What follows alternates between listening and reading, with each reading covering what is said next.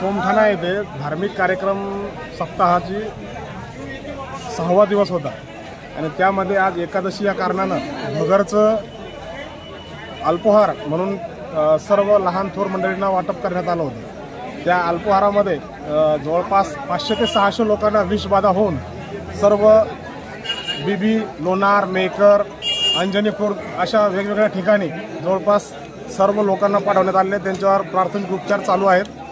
काही मेडिसिनसुद्धा अपुरी पडत आहे। डॉक्टर लोकांनी तेवढं सहकार्य करावं।